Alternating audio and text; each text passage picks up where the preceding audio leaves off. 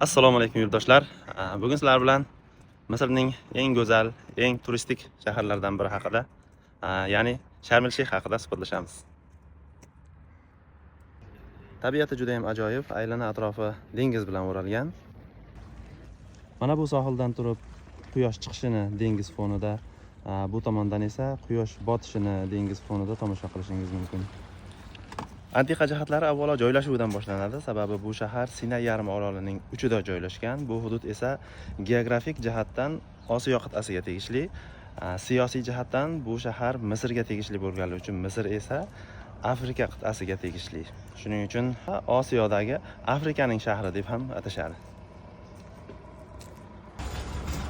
Ob-havosi haqida qisqacha, yilning eng issiq paytlari yoz oylariga to'g'ri keladi, ya'ni plus 35-38 gradusgacha issiq bo'ladi.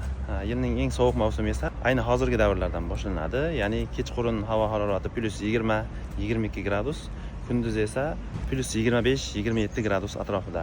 Sharm el Shayxda eng sovuq rekord 2000-yil kuzatilgan, havo harorati plus 5 darajagacha tushgan va favqulodda holat e'lon qilinib, maktablar yopilgan. Albatta barchamiz shanba va yakshanba kunlari dam olishga o'rganib qolganmiz. Sharm el Shayxda esa bugun juma dam olish kuni. Ya'ni Sharm el Shayxda dam olish kunlari juma va shanba kunlari. Yakshanba kuni esa og'ir kun.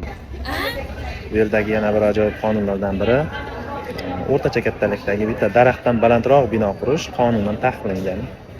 Sababi bu yerdagi turistlarga, xususan bu joyi ustidan uchib o'tayotgan samolyotlarga dengiz tog'lari landshaftini to'sib qo'ymaslik kerak. Shuning uchun bu yerda hattoki 5 yulduzli mehmonxonalar ham 2-3 qavatdan oshmaydi.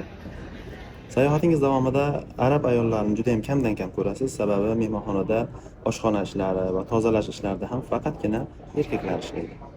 Lekin bu degani arab ayollari ishlamasdan uyda o'tiradi degani emas. Ayollar shifoxonalarda, politsiyada, maktab, bog'chalarda yoki pasportni stollarida, shunaqa davlat ishlarida ishlashi mumkin. Sharm el Shayxda eng uzoq yashagan odam 45 yil yashaganini bilarmidingiz?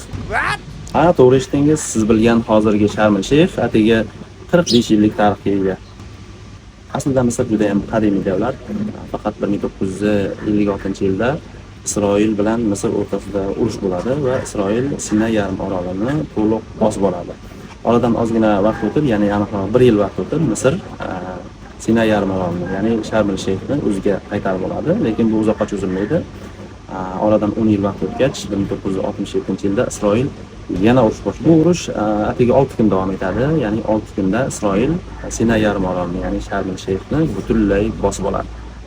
1979-yilga kelib Misr va Isroil o'rtasida o'zaro bitim, qanaqadir shartnoma imzolanadi.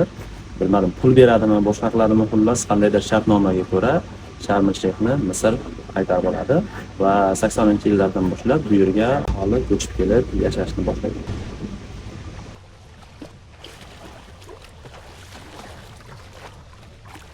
Shunday turistik shahar bo'lishiga qaramasdan, xalqini iqtisodiy jihatdan boy deb bo'lmaydi, lekin hayot boshlanganiga 45 yil bo'lganini hisobga oladigan bo'lsak, natijalar yomon emas.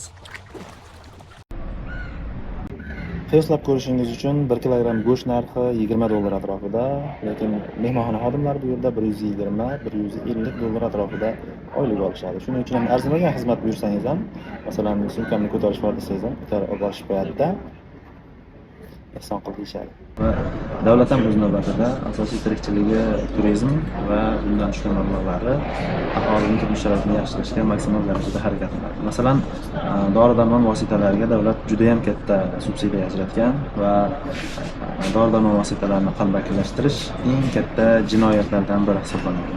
Dori-darmon vositalari boshqa davlatlarga qaraganda bu yerdagi narxi 5-10 barobar arzon va shunga qaramasdan bu yerga keladigan turistlarga dori vositalarini olib ketish cheklangan.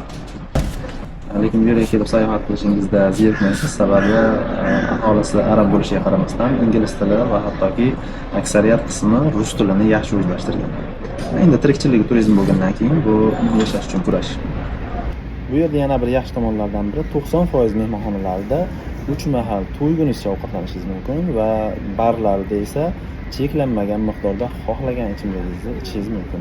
Totib olgan turingiz ichida cheklanmagan miqdorda 3 mahal to'yib yeb ichish, har kuni besplatniy plyaj, besplatniy basseyn, interaktiv o'yinlar, tungi diskotekalar hammasi keltirilganligini hisobga oladigan bo'lsak, dunyodan uzilib bir hafta to'yib dam olib ketaman degan insonlar uchun juda ham yaxshi joy. Ayniqsa dunyodagi eng chiroyli dengiz shu hududda joylashgan. Ko'zoynak taqib dengizga sho'ng'iydigan bo'lsangiz, eng tubidagi marjonlargacha ko'rinib turadi va mingdan ortiq bir-biridan chiroyli baliqlarni ko'rib dilingiz yayraydi. Hozircha bugungi ma'lumotlarimiz shundan iborat. Sizlar uchun qiziq bo'ldi degan umiddaman. Keyingi davlatda ko'rishguncha